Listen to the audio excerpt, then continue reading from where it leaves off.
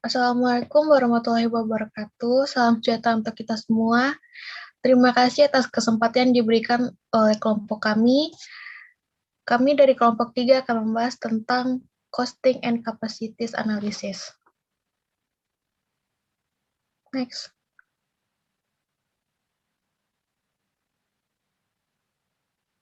Kami beranggotakan yang pertama ada Muhammad Rangga dengan MPN 0221201149, Noveka Eka Putri dengan NPM 0221201153, kemudian ada Anindya Saduk dengan NPM 0221201150. Materi yang akan kita bahas yang pertama ada konsep dasar, full costing, dan direct costing. Yang kedua ada menyusun income statement dengan menggunakan full costing dan direct costing.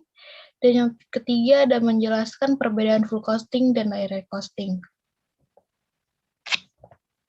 Yang pertama, saya akan menjelaskan tentang konsep dasar full costing dan direct costing. Pengertian full costing.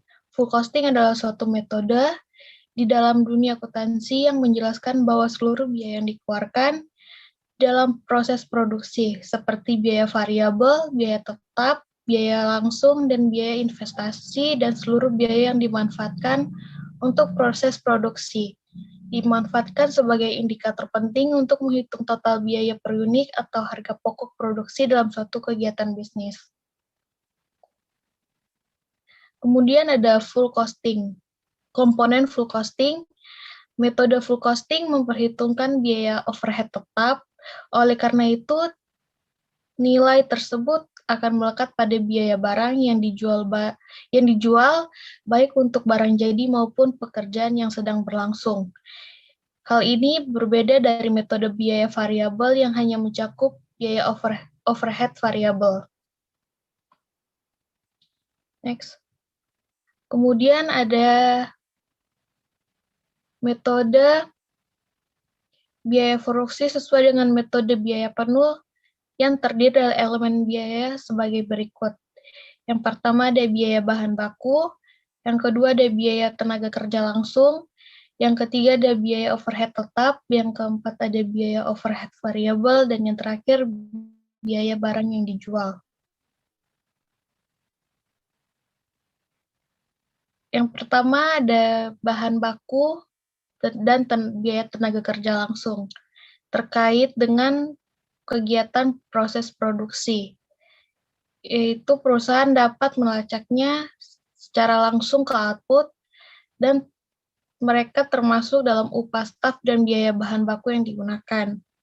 Yang kedua ada biaya overhead tetap tidak berubah, terlepas dari volume produksi. Contohnya ada penyewaan fasilitas produksi, perusahaan harus membayar bahkan jika tidak menghasilkan output. Yang ketiga ada overhead variabel adalah biaya yang tidak langsung untuk mengoperasikan bisnis. Nilai mereka berfluktuasi dan aktivitas manufaktur, misalnya biaya pekerja tambahan di departemen produksi. Dan terakhir ada biaya tersebut bergerak dengan produk melalui akun inventaris dalam akuntansi, biaya penuh sampai dijual. Perusahaan kemudian mengakuinya dalam pelaporan laba rugi sebagai harga pokok penjualan atau HPP. Yang kemudian ada manfaat full costing dalam akuntansi.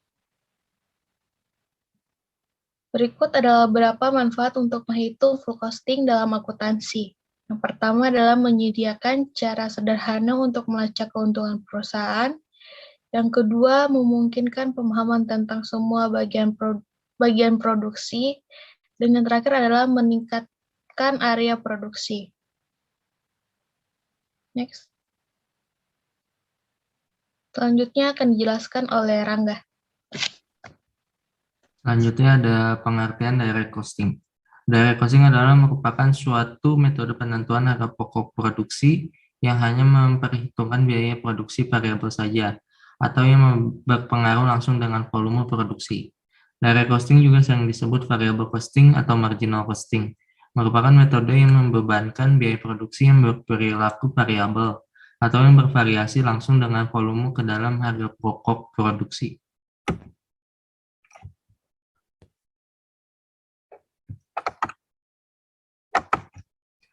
Selanjutnya ada fokus direct costing. Yang pertama untuk penggunaan internal atas hubungan biaya tetap variabel dan konsep margin kontribusi atau laba marginal. Selisih antara pendapatan penjualan dengan semua biaya variabel.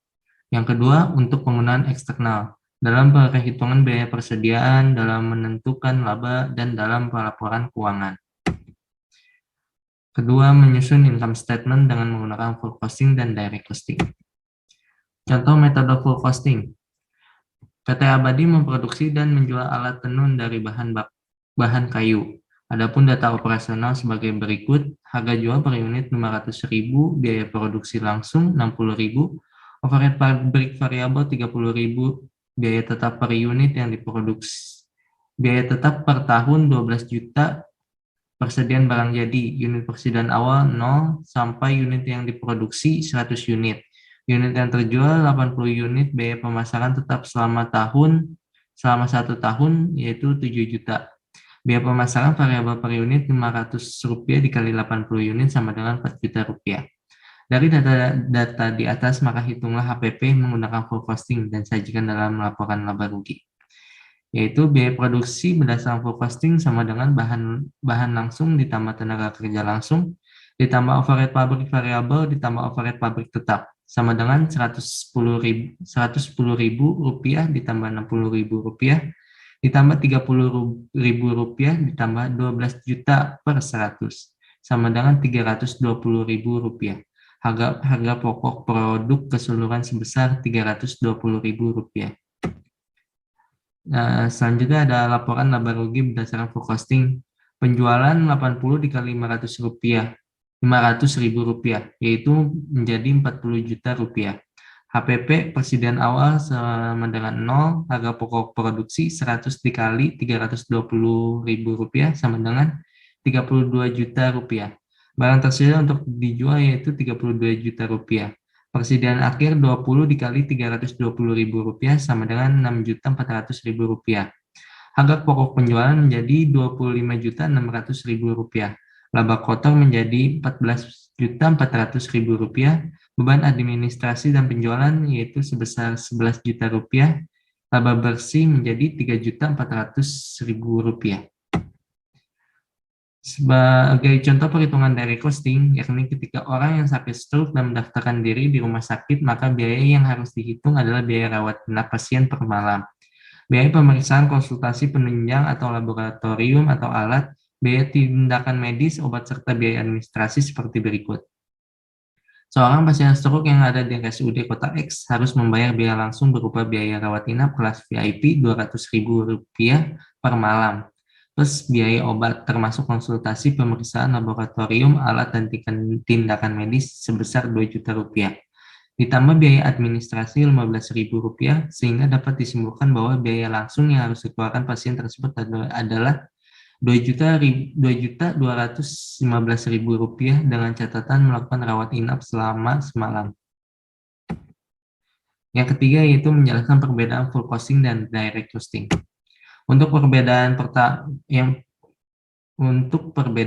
yang pertama ada laporan keuangan atas laporan laba rugi. Jika menggunakan metode full costing, maka biaya overhead akan dilaporkan dalam laporan keuangan saat produk sudah terjual. Sedangkan untuk metode variable costing, biaya overhead akan tetap dilaporkan dalam laporan keuangan. Yang kedua, perhitungan harga pokok. Perbedaan dari proses perhitungannya terletak dengan pemakaian beban overhead. Beban overhead tersendiri berarti biaya yang tidak termasuk biaya bahan baku atau biaya tenaga kerja. Full costing menggunakan beban overhead tetap yang berarti jumlah biayanya tidak akan berubah walaupun terjadi perubahan volume produksi. Sedangkan variable costing menggunakan beban overhead variabel yang jumlah biayanya akan sebanding dengan volume produksinya. Yang ketiga ada pelaporan keuangan. Jumlah biaya full costing akan dilaporkan ketika unit produk sudah terjual. Sedangkan variable costing dapat dilaporkan baik ketika produk sudah terjual ataupun belum sehingga jumlah pendapatan perusahaan akan tetap berkurang. Yang keempat yaitu biaya per periode. Biaya per periode untuk full costing akan dianggap sebagai biaya yang tidak ada kaitannya dengan keperluan biaya produksi, tetapi tidak akan mengurangi laba perusahaan. Untuk variable costing akan dimasukkan sebagai biaya produksi. Sekian dari kelompok kami, mohon maaf bila ada kesalahan kata atau ucapan. Wassalamualaikum warahmatullahi wabarakatuh.